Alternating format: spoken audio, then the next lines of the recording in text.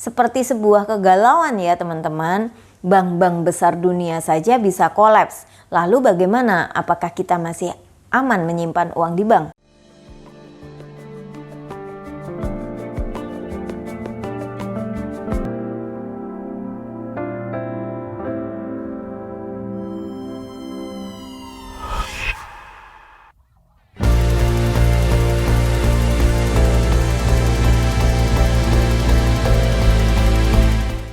Halo teman-teman, kembali lagi di video saya ya. Menurut teman-teman, 2023 ini sudah baik-baik saja apa belum ya?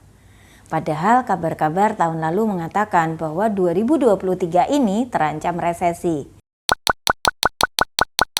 Mungkin bagi sebagian orang mengira bahwa 2023 sudah baik-baik saja karena sudah dicabutnya PPKM sehingga kita sudah lumayan bebas seperti dulu ya teman-teman. Tapi bagaimana dengan pembahasan secara global di luar sana ya? Yang pada saat ini keadaan secara global sedang tidak baik-baik saja. Seperti sederet bank-bank besar dunia dari Amerika Serikat hingga Eropa kini tengah mengalami krisis luar biasa. Kolapsnya sejumlah bank disebabkan oleh ketidakpastian ekonomi pasca pandemi COVID-19, mulai dari kenaikan suku bunga acuan hingga kejatuhan aset kripto. Bahkan sejumlah bank besar asal Amerika Serikat sedang mengalami krisis besar dalam sepekan ini. Para regulator di Amerika Serikat pun tengah berjuang keras menyelamatkan perbankannya. Tapi tidak hanya Amerika Serikat, bank Eropa seperti Credit Suisse juga turut diterpa krisis yang bisa berujung pada kejatuhan bank legendaris tersebut. Berdasarkan data yang dihimpun oleh CNBC Indonesia, setidaknya ada 5 bank besar yang tengah diterpa krisis. Yang pertama, Silicon Valley Bank. Silicon Valley Bank resmi kolaps setelah perusahaan perbankan komersial berbasis California, SVB kolaps akibat gagal mendapatkan suntikan modal dan penarikan dana dari nasabah dan investor. Dahsyatnya, SVB bangkrut hanya 48 jam setelah berencana mengumpulkan dana sebesar 2,25 miliar US dollar atau setara dengan 34,75 triliun untuk menambah modal pada Rabu pekan lalu. Yang kedua, Signature Bank. Signature Bank adalah bank yang berbasis di New York. Bank ini ditutup oleh regulator pada Minggu malam waktu Amerika Serikat 2 hari setelah SVB. Salah satu bank utama untuk industri kripto ini menambah daftar kegagalan bank besar di Amerika Serikat. Runtuhnya Signature terjadi setelah terjadinya ketidakstabilan di pasar stablecoin. Mulai dari keruntuhan Terra USD Mei lalu, regulator telah memperhatikan stablecoin dalam beberapa minggu terakhir. Yang ketiga, Credit Suisse. Saham Credit Suisse juga sempat terkena gonjang-ganjing setelah Saudi National Bank. Bank Arab Saudi, pemegang saham mayoritas, mengatakan mereka tidak akan menyuntikkan lebih banyak uang ke Credit Suisse. SBN yang dimiliki Dana Abadi Arab Saudi diketahui memiliki 9,88% di Bank Swiss tersebut. Saat ini UBS Group memutuskan aksi akuisisi darurat Credit Suisse Group. Akuisisi ini ternyata berdampak signifikan terhadap para pemegang obligasi paling berisiko. Ini karena pencaplokan tersebut bakal menghapus sama sekali nilai obligasi additional Tier 1 milik Credit Suisse. Yang keempat, Silvergate Bank. Silvergate Bank ternyata mengalami nasib yang sama. Silvergate mengatakan bahwa mereka akan menghentikan operasi dan melikuidasi banknya. Baik Signature dan Silvergate adalah 2 bank utama untuk perusahaan kripto. Sehingga Silvergate ikut jatuh setelah terjadinya ketidakstabilan di pasar stablecoin. Yang kelima, First Republic Bank. Daftar bank yang terancam kolaps pasca kejatuhan SVB terus bertambah. Baru-baru ini sebanyak 11 bank sepakat untuk menyetor dana senilai 30 US dollar atau sekitar 462 triliun dengan kurs 15.400 rupiah ke First Republic Bank untuk menghindarkan bank tersebut dari kebangkrutan.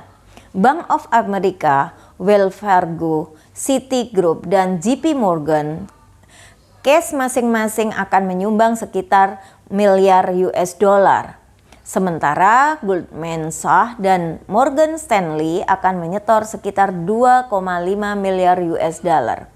Sementara itu, Truist, PNC, US Bank Corp, State Street, dan Bank of New York Mellon masing-masing akan menyetor sekitar 1 miliar US dollar. Seperti sebuah kegalauan ya teman-teman. Bank-bank besar dunia saja bisa kolaps. Lalu bagaimana? Apakah kita masih aman menyimpan uang di bank? Teman-teman tidak perlu panik dulu ya. Kita harus mengetahui cara kerja bank dulu untuk menentukan masih amankah uang kita disimpan di bank. Sistem perbankan ini sebenarnya adalah menghimpun dana, diputar, dan mereka akan mendapatkan laba. Simpelnya seperti itu.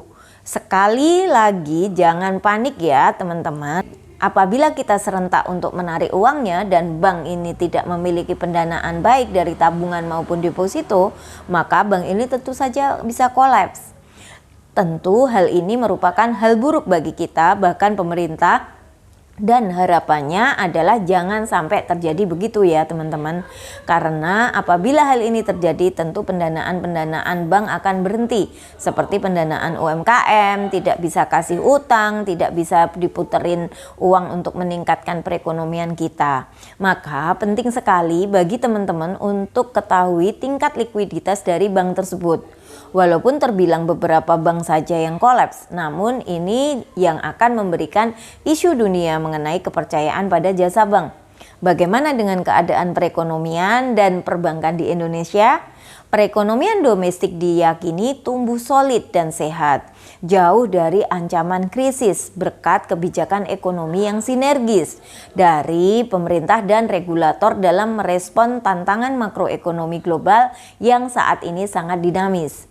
Direktur Eksekutif Lipo Group, Bapak John Riyadi pun mengatakan bahwa sektor real perekonomian nasional sangat sehat. Maka kita harus mengapresiasi kinerja dari Bu Sri Mulyani maupun Bank Indonesia serta lembaga lainnya yang mampu bersinergi. Kebijakan Kementerian Keuangan hingga langkah Bank Indonesia dalam stabilitas moneter masih efektif menjaga tingkat inflasi yang tercermin pada saat ini tingkat bunga acuannya 5,75% dan BI menargetkan inflasi ini dan IHK sesuai target.